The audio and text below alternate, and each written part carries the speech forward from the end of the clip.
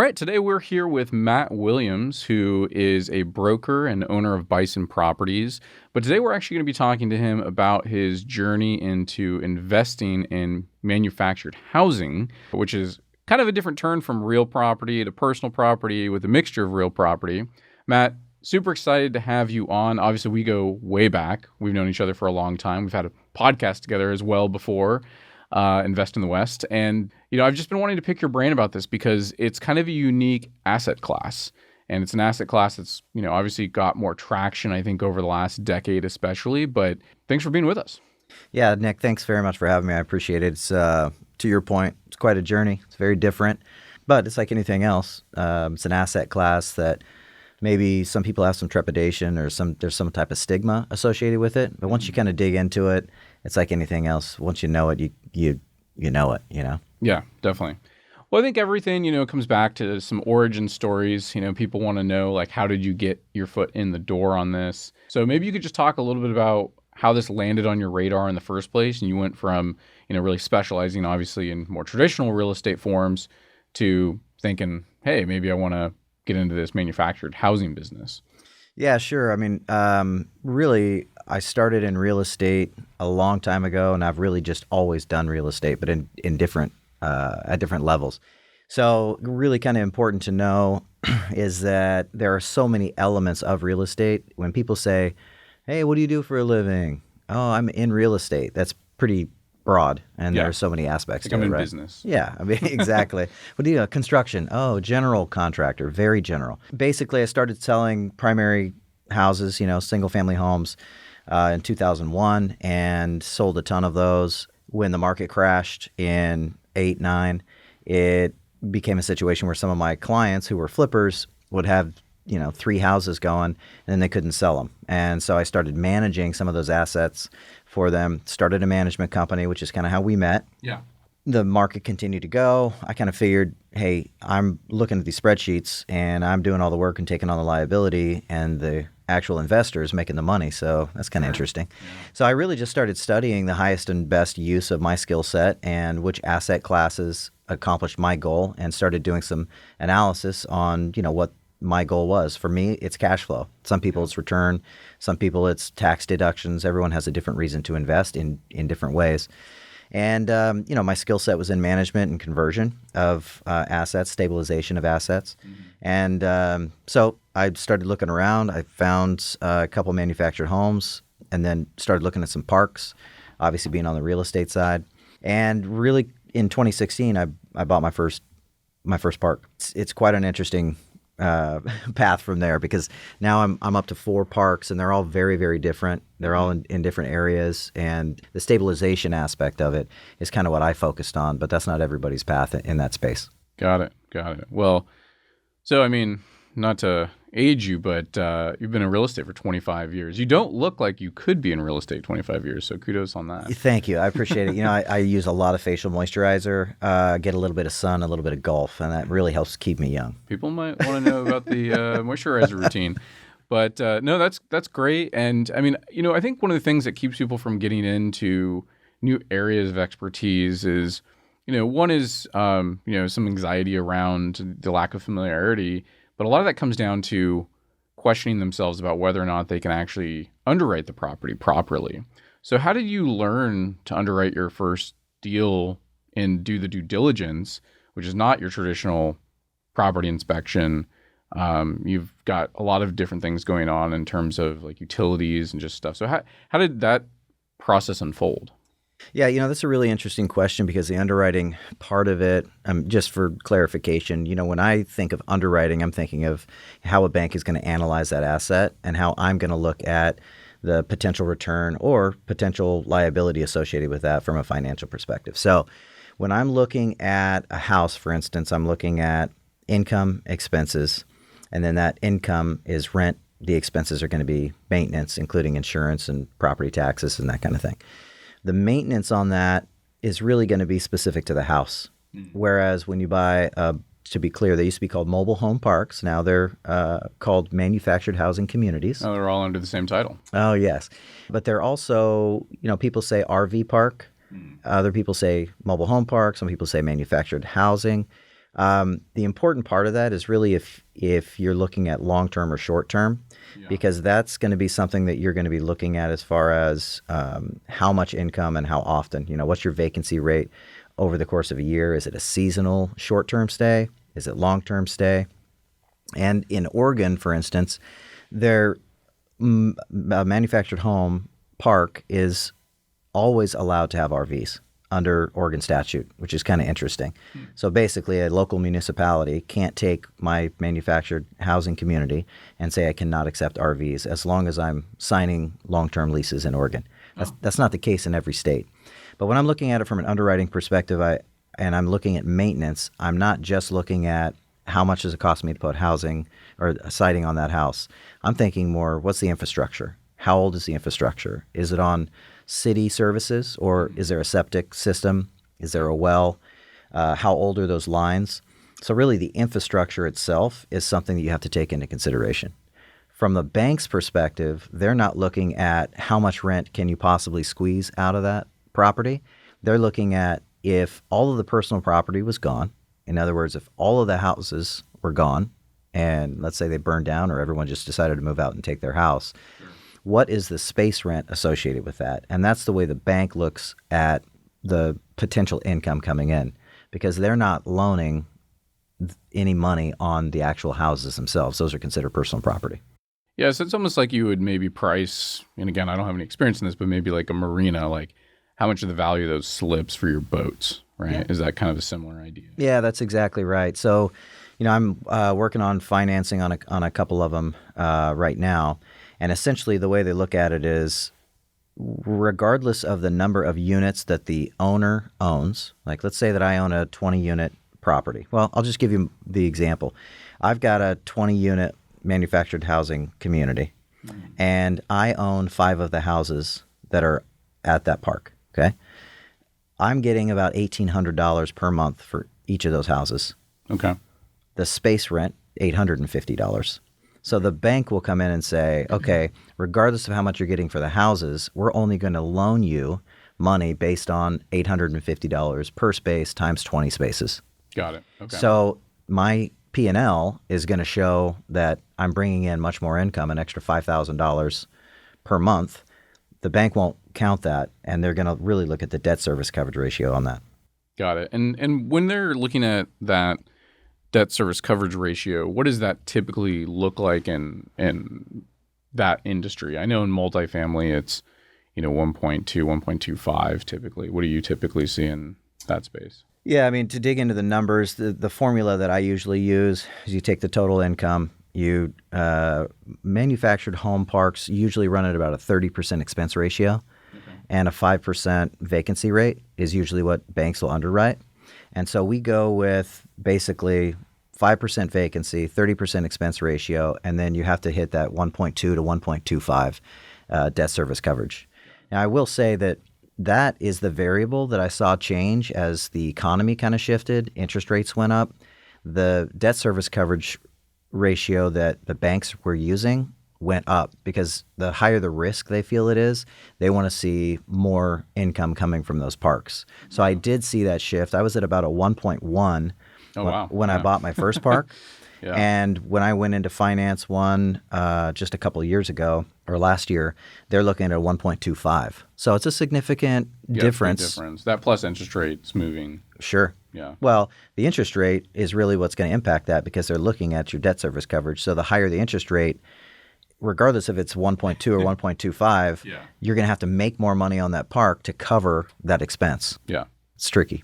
It's interesting. And so the first deal you took down in the manufactured housing space, where was that? Was that in your backyard? Was that in Oregon, another state? I know you're in a couple different places. And then was that something that you decided to go just venture out on your own, or did you bring in investors, or how did you decide to kind of approach that first deal? Yeah, good question. So one of the things that I'll say about anytime you move into a new space, whether it be going from a single family home to a duplex, or a fourplex into an apartment building, or an apartment building into commercial, or land banking or whatever, there's always some hesitation. And I think that that's totally normal. It's hard to learn only from podcasts, only from reading. Yeah. You've really got to dig in and do. And at some point, you just have to jump off and figure it out, right? So one of the best things I could give as advice is find a great team. I mean, yes, you can only listen to so many things, but if you have a trusted team, a good property manager, a good broker, a good real estate attorney, a good title company to help you with those due diligence pieces in that process, I think that's totally critical. So in being in real estate already, owning a management company, understanding title and processes and due diligence, that was a huge positive for me. I felt comfortable jumping in and doing. With that being said, at that time, I did not feel comfortable taking on anyone else's money to do it because that's always risky, and I'd rather lose my own money than a client or friends, right? Correct. Yeah. So the first one that we bought, I looked at entry level, and in manufactured home space, you really don't want a manufactured home community that's any less than 10 units. It's really hard to make those numbers work. It's a lot of liability for running systems for 10 or fewer units. So somewhere between 10 and about 120 units is a good space for you to be looking in because the institutional investors aren't looking at anything under about 150, 120. So you eliminate some of that competition. And then you can really get into some pretty good price points between 10 and 75 to 100 units to keep it really navigable. And it's also not a significant challenge to unload because you have a larger pool of potential investors. If you were like, hey, this is not my asset type, I don't want to deal with this. So the first one I bought was $550,000 for 20 spaces. It was in my backyard out in the gorge. I was living in Portland at the time, and my wife and I loved the gorge, and it's just a great space, and we ended up in Cascade Locks. So we bought a 20-unit park out there. And it at the time was a disaster. So when I say stabilization, I look for parks that are undermanaged. Quite often, they've been neglected from a maintenance perspective, and they need some work and stabilization. So I look to come in and stabilize the community, create a clean, healthy, safe environment for the tenants that are there. Sometimes that can be a little bit of a challenge, and like any People are complicated. Imagine that. And the closer people live, more challenging that can be. And some of those bedroom communities, they don't have a strong workforce or a lot of industry specific. Yeah. And that can be a little bit tricky. But those are really some niche areas where those manufactured communities are still thriving. Cool. Yeah. So, I mean, one, obviously, tip of the hat for jumping in with both feet onto a new thing. That's always good to see people put things into action. At what point in your kind of experience investing in, mobile home parks, did you really recognize there's a real opportunity here? I want to do more of this. Was there a tipping point? Was it the first deal, the second deal? How did you assess? Yeah, I'm kind of all in on this asset class, and I want to continue to pursue it because you clearly have. I think prior to my first park, I knew just in looking at the numbers and studying, my goal is cash flow. The other part of it too. In long-term stability, if you look at the asset type, you have pretty low overhead because you're not maintaining anything except the systems. So my thought process from the beginning was, if I can go in and update a system that's going to last 15 to 20 years and it's primarily underground, water, sewer, electric lines, garbage, that kind of thing, you can kind of get the systems in place there and then bring in good tenants with proper management and screening. It really created an environment where I could create something that was turnkey and cash flow. And with that being my focus, I knew from the beginning that if I could make it work and figure it out with probably a couple hard lessons on the first park or two, that I could grow that portfolio and really look for something that was big. The other element of it that was really speaking to me was that manufactured housing communities really are a low-cost leader. They are affordable housing. They create something that is an affordable space, regardless of economic shift. And this year, actually, the last few years, have been a good trial of that. Because as the economy, inflation was high, expenses were high, people were concerned about the economy, stock market was a little bit tricky, a lot of political strife and people battling back and forth. And really, I've not seen a lot of movement there. When someone would move out, a new person would move in pretty quickly. I didn't hit high vacancy rates. I didn't have a lot of defaults. It is the lowest cost opportunity for someone who values housing in a clean, healthy, safe environment. And there was a little bit of a test of that. And I really believe in being able to provide that. You're never going to be the high-rise penthouse. I mean, those aren't the people I'm trying to attract. Sure, yeah. But I mean, that's been something I really have wanted to focus on. If I can get in, do a lot of work on the onset, and then have that thing cash flow and just kind of let it roll, I think that's really has been my focus. Yeah, that makes sense. I mean, I know the cap rates for that asset class are higher than what you see in multifamily, so that makes it attractive. So obviously if cash flow is kind of your aim, then that's a good way to go. One of the things that's interesting is, obviously you've got experience in management, you've got a management company, but you moved out of Oregon, right? And you've also purchased manufactured housing parks in places that you don't live. A lot of times in traditional property management around multifamily and single family, you've got to have some sort of critical mass to make the numbers work, right? If you're managing 5 houses, it's about the same level of difficulty to manage, or the amount of infrastructure you need is probably the same that you need to manage 25. And if you manage 25, you kind of need the same to manage 50 and so forth. Obviously, when you're starting out in manufactured housing, your rents on average are lower. And so getting to a point, I guess the question is, how are you able to operate these parks, presumably without on-site staff being remote? What are some of the challenges you face? And, I guess what are some of the surprises you've encountered with that? So that's a really, really good question. And actually, that's an issue that comes up when dealing with clients, because being in this space and speaking with clients, when I'm analyzing some assets that as they do a 1031 exchange, they're looking into new properties, they're doing trade-ups, they always ask me, oh, well, what do you do? What would you do? And I say, well, I mean, this isn't really my asset type. Yeah. This is kind of my niche over here, which is oftentimes really interesting to my clients because they're like, oh, wait, well, tell me more about that.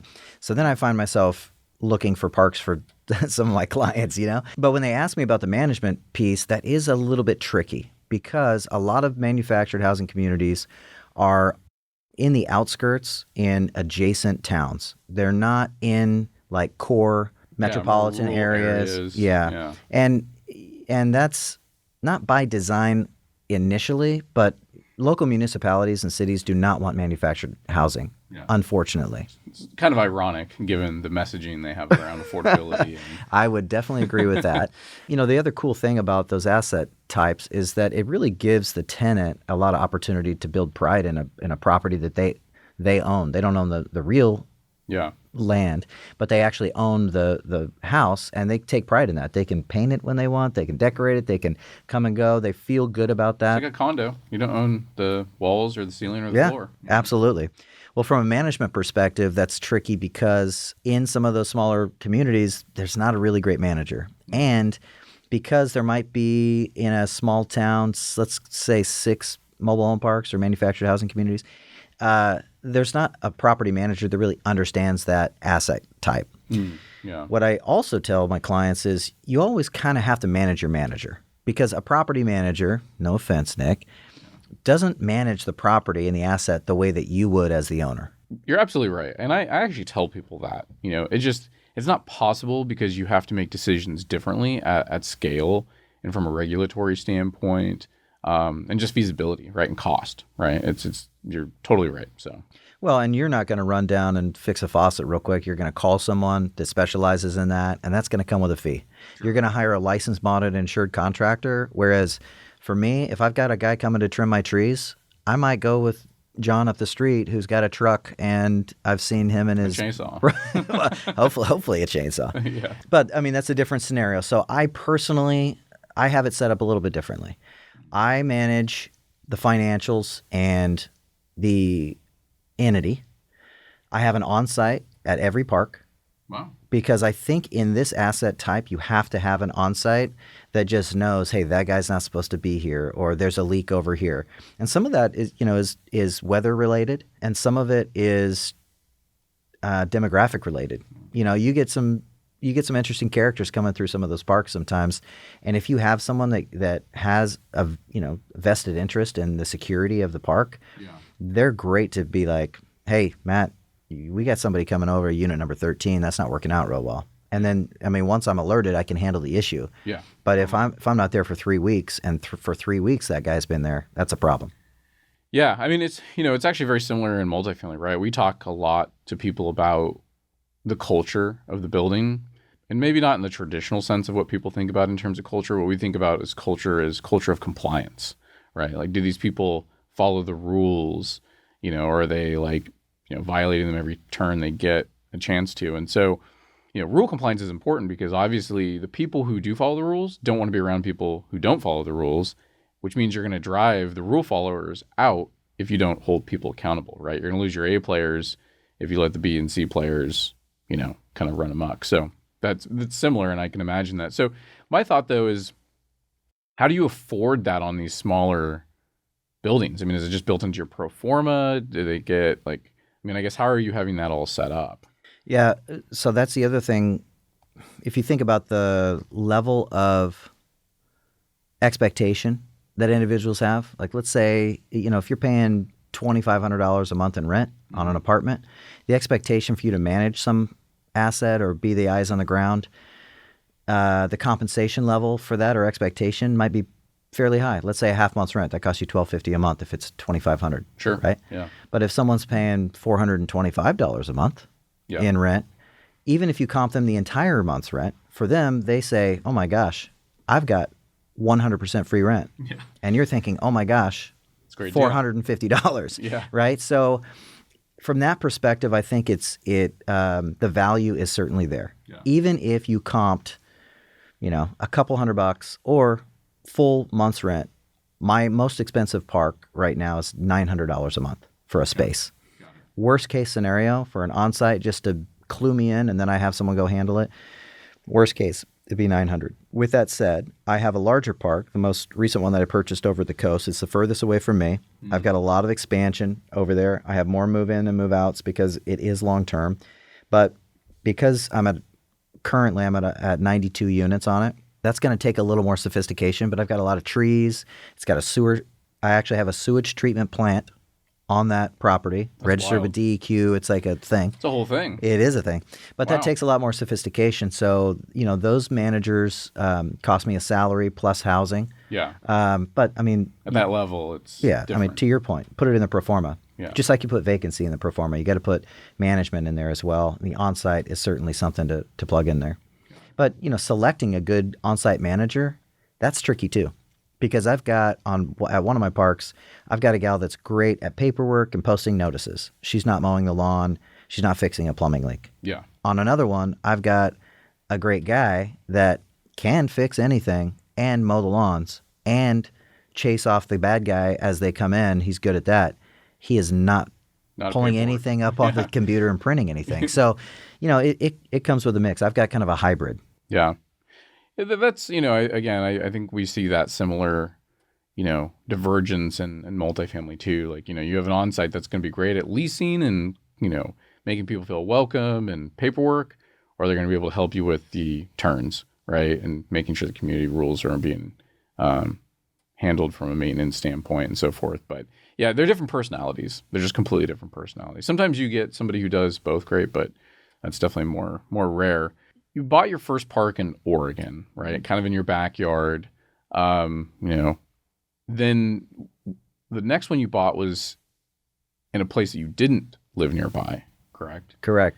So I've got two questions about this. Okay. Number one, that's a big jump from, hey, I can drive there in 45, 60 minutes to I got to fly there, maybe drive there. But also, you're trying to underwrite a completely different market, right? So it's like, how did you even come across that? How did you underwrite that? Get up to speed on those things. So that's a good question too. Let me just start by saying none of my parks have been on market. I've door knocked, heard about them, put feelers out, that kind of thing. Shaking the trees. That's right, which has worked out really well. And that's not to say I wouldn't buy something on market. I'm just, in general, that's the way it's worked out for me. I don't mind being out and kind of looking around. So the first one I bought, as mentioned, is in Oregon. The second one I bought's in Wyoming, in a town called Evanston, which is just outside of Salt Lake City. So to your point, it's a couple-hour flight and then an hour drive. Yeah.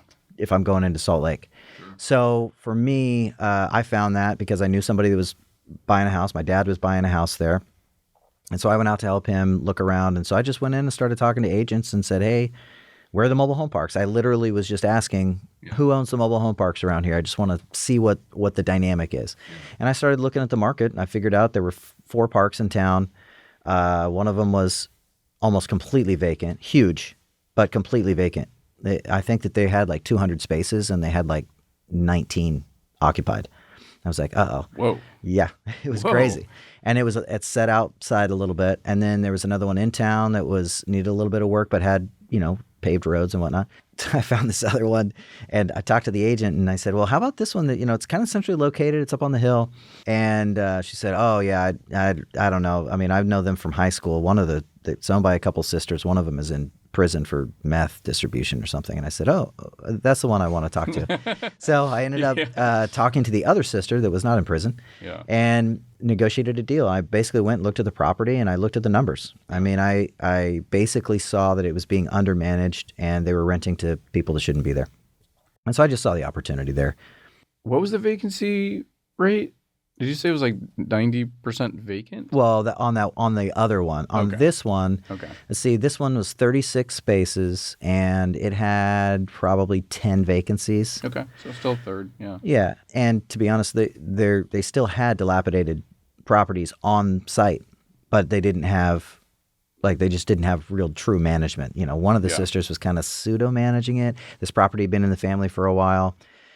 With that being said, I got a great deal on it. I paid $600,000 for this 36-unit space on 12 acres, and then I got the adjacent 24 acres with it.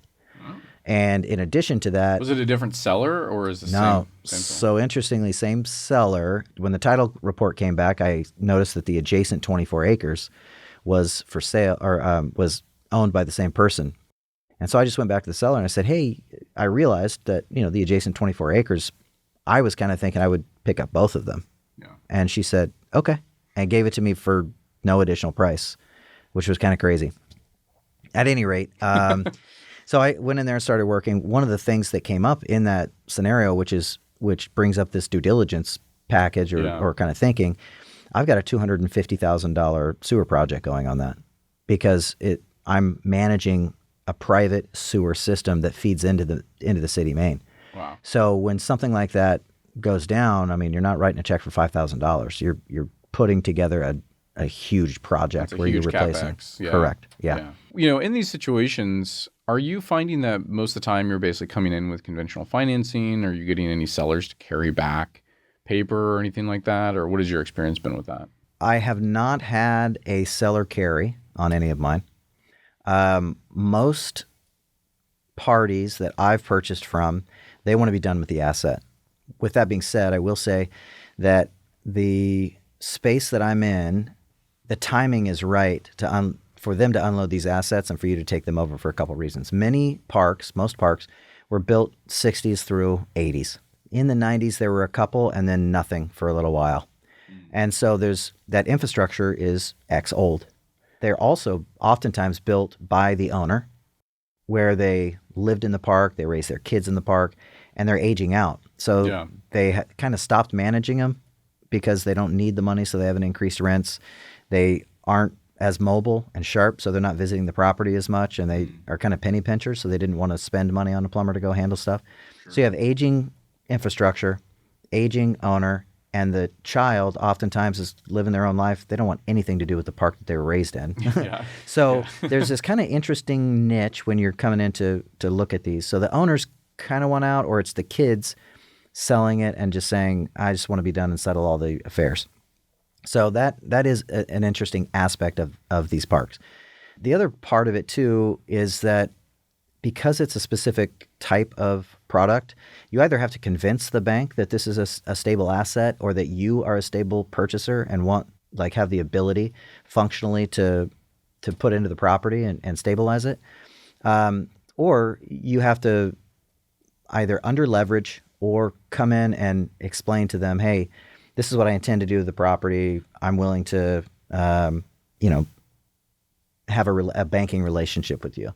Yeah. And that has been kind of cool because I've gotten to know and understand it's not usually Chase Bank, Sure. B of A, U.S. Community Bank. banks. These are community banks that want to put it into their community. The money, oftentimes credit unions, because they have a specific amount of money that has to go back into their immediate community. Yeah. And so they pull that out of the pool and they'll help you out quite a bit with that. So that's been great because it's relational. Yeah, It really is relational.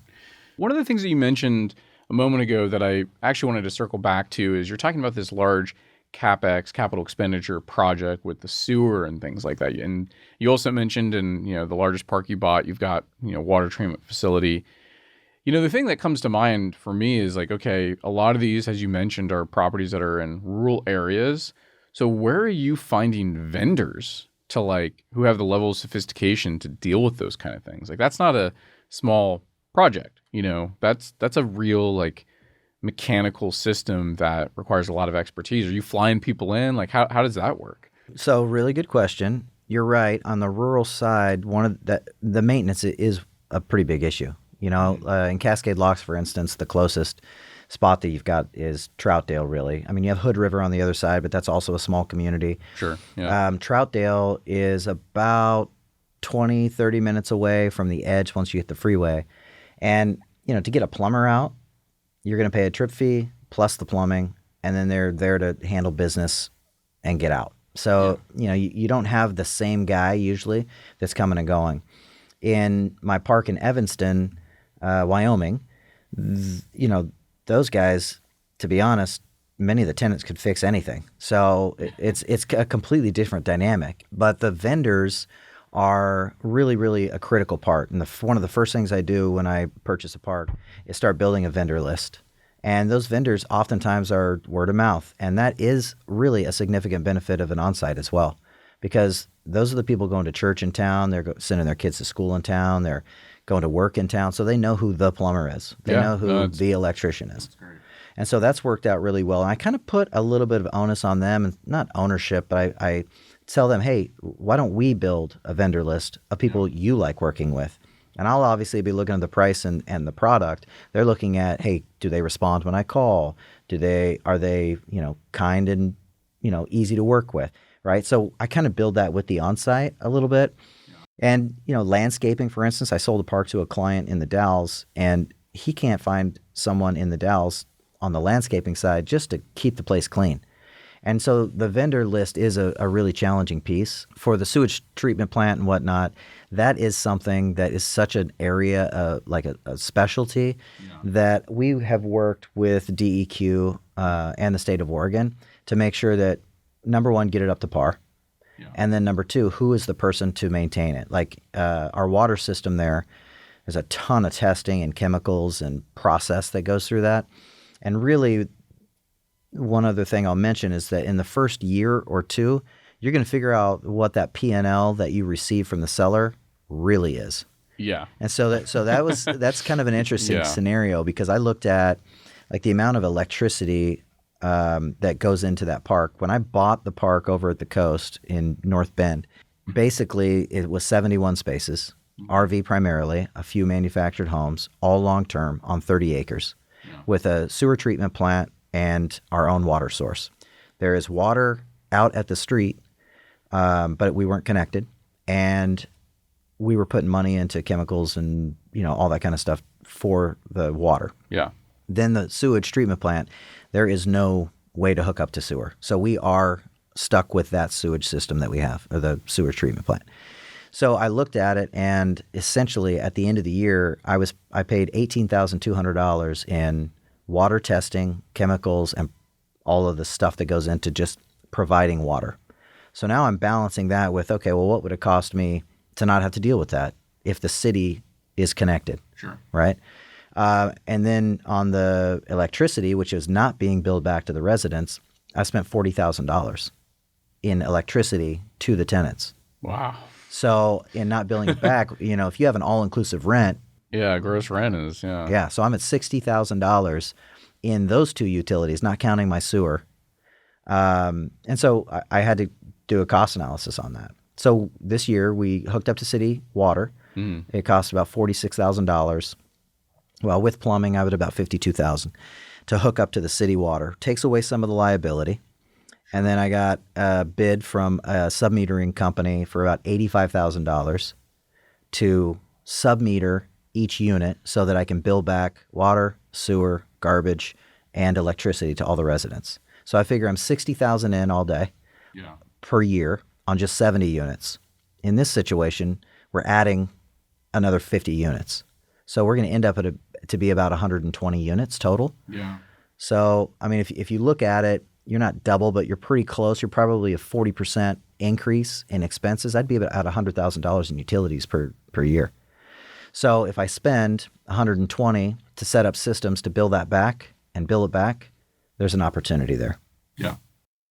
Yeah. I mean, that's, those are the big moves that you make, and they're going to improve over time. But yeah, I mean, it's upfront. And, those are the kind of things that I think people who, and this is, I think, a problem with a lot of people who are doing investments kind of with the syndication appeal.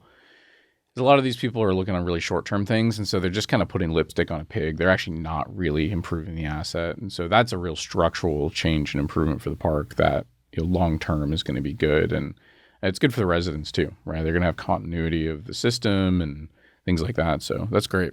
Well, the other thing I'll mention too is consumables, because, tenants get irritated when they have to pay for what they use, Sure. which is interesting, right? But they found that somewhere between there's a reduction in consumption by about 10 to 12% once you start billing it back and people are looking at their own bill. People don't value free.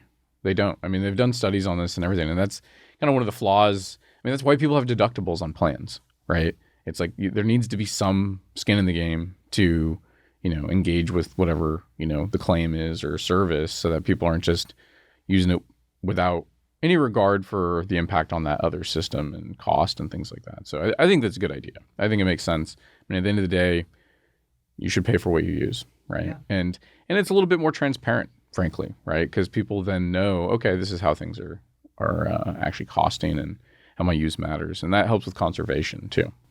Well, here's the way I explain it to residents, and I think that this works a majority of the time, because a lot of times if you deliver the message in a way that's really fair and they can comprehend it, it works out really well. But I say, hey, here's the thing.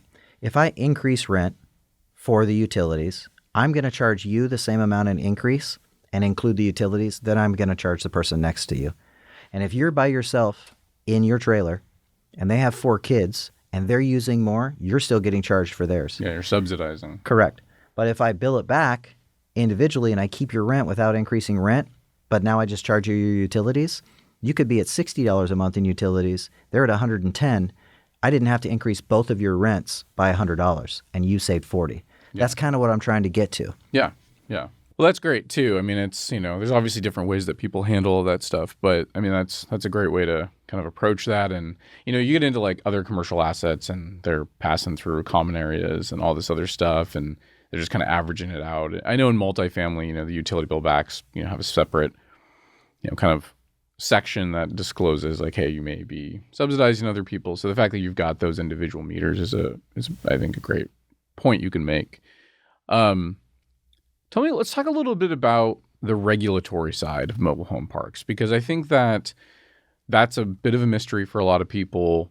Is it the Wild West? Is it pretty regulated? Multifamily, that's one of those things where in single family, anything that we're like typically we're housing people in a traditional structure, not that manufactured homes aren't traditional structures, they've been around for a long time, but they tend to have a lot of protections, right? Compared to like commercial tenants, right? So if you've got a office building or retail space, those tenants are largely on their own and based and kind of governed largely by the lease. What is the regulatory environment for mobile home parks like, or manufactured housing parks like? Yeah, it's so layers is the way that I would really phrase that. Okay. When you talk about Wild West, the answer is, yeah, it is Wild West in Wyoming, but it's not Wild West here in Oregon. 3 of my parks are in Oregon, one of them's in Wyoming, and the difference in layers is completely crazy different. So obviously fair housing is federal, so that's across the board. You're going to get fair housing. Obviously, there is state fair housing stuff too, but in general, I think we as a society have gotten to the point where fair housing, we all understand what's reasonable, fair, and not discriminatory. So they still have a lot of they drill that home a lot, but I don't think it's nearly as prevalent as they make it seem, personally. No, it's not. And I mean, a lot of the fair housing issues actually typically center around issues around disability, especially when the disability isn't physical, right? Something you can see. And then also familial status in terms of household dynamic, size, because those are the things people think maybe are less obvious and therefore require more education. But we're not really seeing the more, historical or, race, gender, that kind of stuff. Because just people, I mean, one, I think people have evolved, but also just why would you do that? It just seems like the downside to that is so substantial that people, I think, just don't mess with that, So on the regulatory side, how it compares to other asset types. So the first layer is the fair housing federal piece. In general, the idea is it's more challenging for someone in a manufactured housing community to move their house. It costs between $10,000 and $15,000 to move the house. So for me to evict someone, I can get rid of the person, but then the asset, their asset is still there, right? So there's a process. So the timelines are longer. When you give notice, you have to give a 30-day notice to cure their noncompliance, which is kind of interesting because you're like, hey, clean up your yard, and you have to give them 30 days to do that. That's tricky because it's like, dude, just mow the lawn. They could go out in day 30 and mow the lawn, and then you're like, oh, great, I got to wait. So that can be a little bit tricky. But in general, one thing I will tell you, the asset class is really seen as, we mentioned before, affordable housing and the lowest level. And there are a lot of seniors that live in manufactured homes. Yeah, so that makes sense. Actually, just this last legislative session was really a pretty big hit for manufactured housing communities in the state of Oregon. Statewide, as you know, we have rent caps, 7% plus CPI, right? So you're at 9.5% this year. Yeah. In general housing, multifamily, right? Yeah. Well, they just passed legislation this last session that if you own a long-term manufactured housing community of 30 units or more, you're capped at 6.5% rent increase. Wow. So it's even more stringent than multifamily. It's not indexed to anything, just flat 6.5%. Flat 6.5%.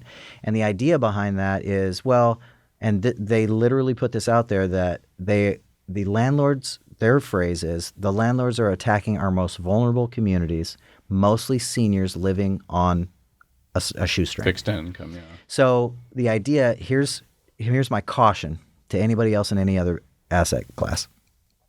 I believe that they did that to test getting a flat 6.5% to you in the multifamily realm for a couple of reasons.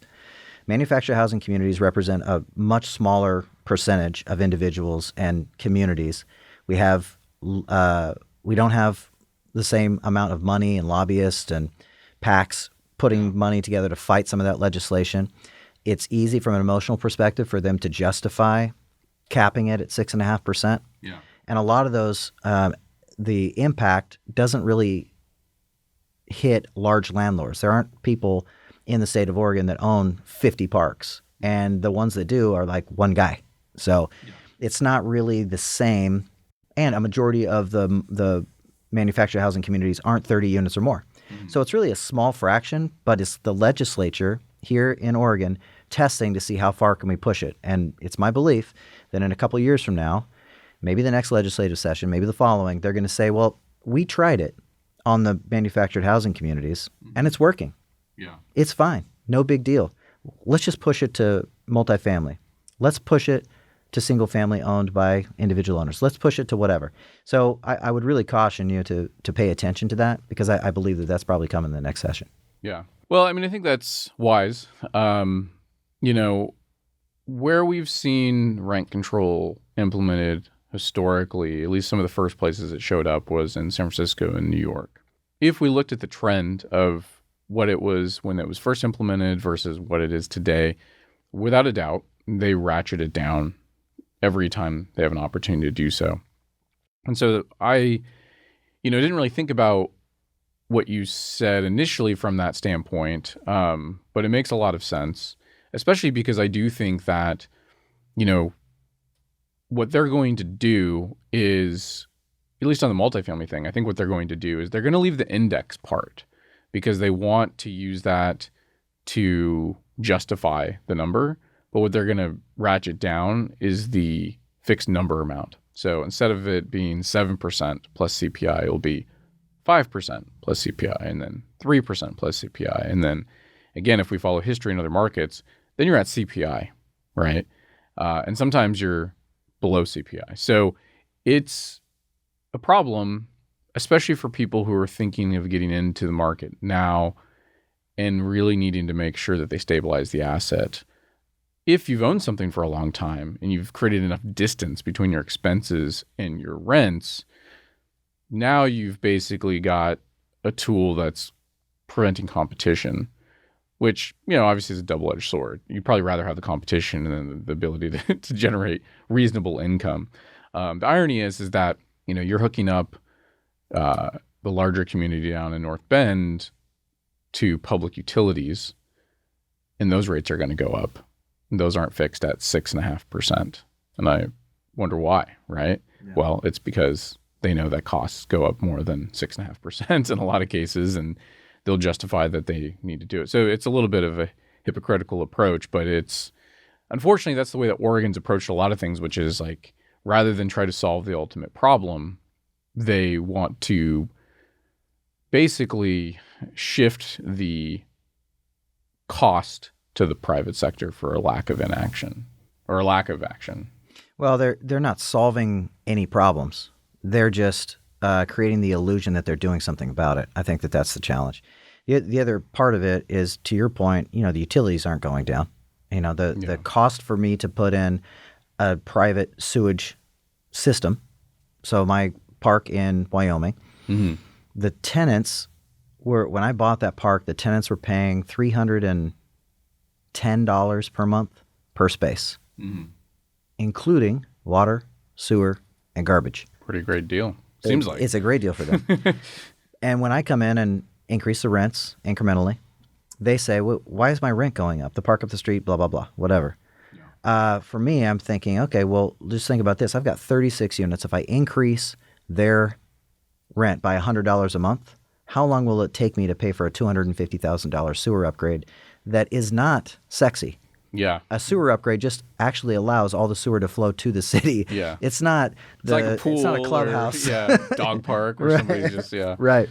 So it's an interesting scenario. A lot of times it takes like a community turnover for the people in the community. Some of the people are going to say, no way, I'm not paying that. And then they sell their house to someone who's willing to pay $465. Right? So it's just a matter of really educating and engaging in the community, helping them understand where that money is going, why you're doing what it is that you are doing. I got a really great deal on the park that I have in Milton Freewater. So I bought that park, 17 units for $265,000. Now, how did I get that great deal? The rent when I bought it was $185 per month, including water, sewer, and garbage. And I have an annual cap per state of Oregon of 9.5%. So the most that I can raise their rent every year is 10%.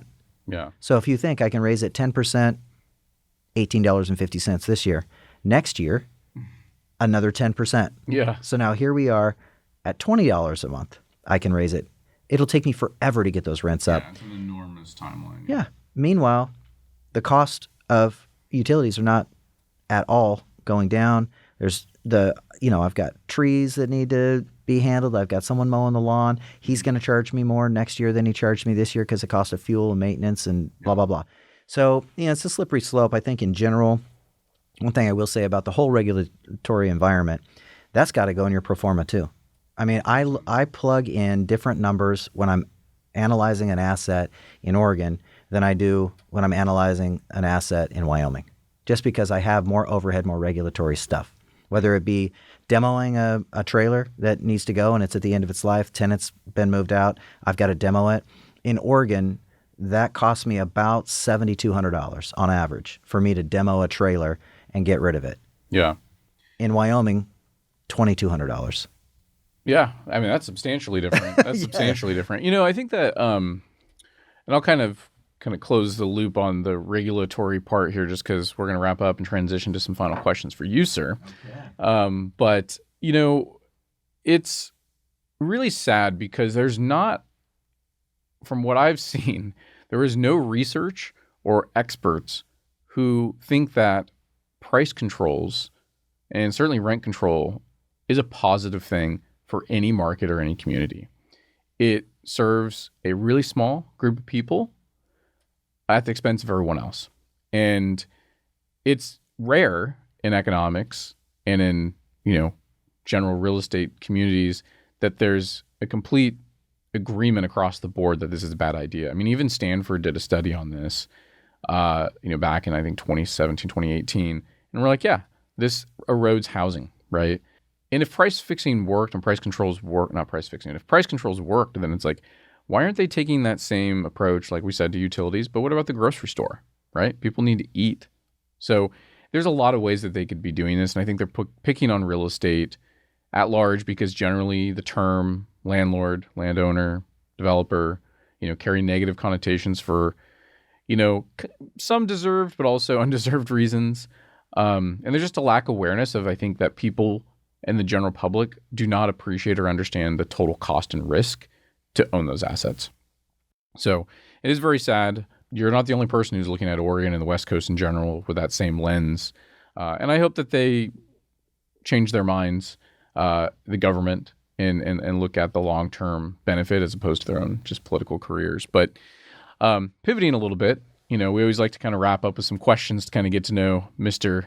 Matthew Williams a little bit more. So we're gonna dive into those for some fun here. The first one I have is a little bit of a softball. It's more of, you've done some traveling, and I'm just kind of curious, if you could go anywhere in the world for 2 weeks, where would you go? Someplace I haven't been or someplace I have been? It could be either or. Yeah, I left it open. I have been to Corfu, Greece, and I really, really love it. I've traveled in Europe quite a bit. My daughter just moved to Spain in Pamplona, which I really like. The climate is similar to Portland here, which I really do like the climate here. Cool. And the people are super chill. So Spain I really like. But I would say, Croatia, I've been twice, and it's unbelievable. We've been to all over the place in Croatia. And I will say, the people there and the beauty, the food is great. So I would say either Croatia or the Greek islands. Okay. Those sound like great places. Croatia's on our list. We're thinking about trying to make it out there maybe this year. We'll see. It's awesome. Yeah. I've heard great things, and it looks beautiful. So, all right. Well, next question is, you're a parent, right? You've got a few kids, slightly different ages. What would you say that you would, if you had to give just maybe one piece of advice on parenting, or something that you would maybe do differently if you could go back in time? What's something that you might say? I know that's a tougher question, kind of putting you on the spot. No, well, that's okay. I mean, my kids range right now from 15 to 29, or 30 actually. She just turned 30 in December. So it's interesting now because I am actually looking at what I would do differently.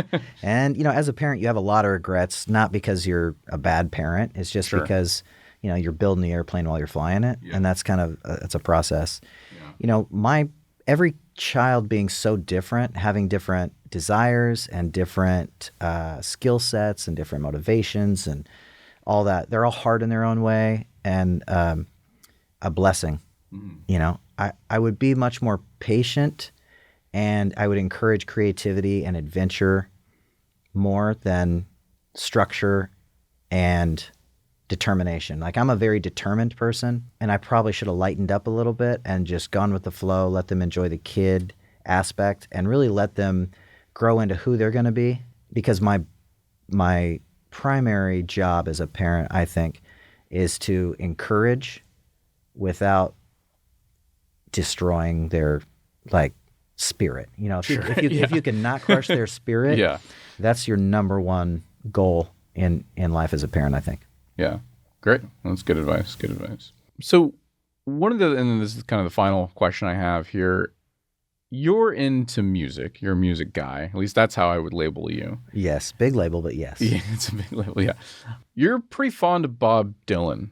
True. And so I'm curious, what drew you into that music? Was it the lyrics? Was it the instrumentals? Was it the ethos? Like what connected you with that particular musician? So Dylan, so I'm a very chronological person, and he had a big library, which gives you, obviously, the more content you have of someone. Like, there's a guy named Rodriguez who I would highly recommend. There's a documentary called Searching for Sugar Man, and he was who Bob Dylan is, but he just only put out like 2 albums, and he was really big in a specific area. Anyway, it's interesting because I really liked his one album, but then like the adventure kind of stops there, whereas Bob Dylan just had a huge library. Discography, Yeah, and by the time I got to Bob Dylan when I was in high school, I'm a lyrics guy first off.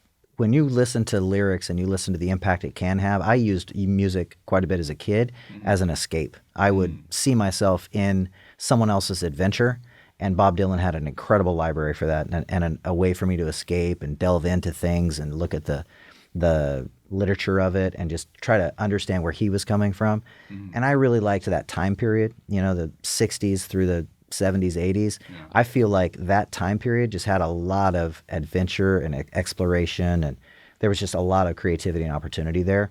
And I didn't have a lot of creativity. I'm not a musician. I just love music. Sure. And so I could really explore that aspect, and that's been really great for me. And now, I mean, there's a lot of great artists now that have that same kind of passion and lyrics, and like Morgan Wallen, I think, is great. Noah Kahn is great. Yeah. There's a lot of just great music out there, and with the digital age, we have access to way more than we did back in the day. It's so crazy. Yeah, it's unbelievable.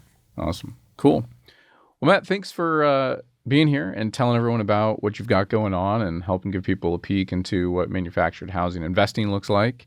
I've been wanting to have you on for a while for a lot of reasons. One, to obviously just catch up with you, but to hear about your story and your journey. And thanks for being so open and transparent. Thanks for having me come in. I obviously love the asset type, but love hanging out with you, and it's always good to collaborate. So thanks very much. Appreciate it. Cool. Great. Sounds good.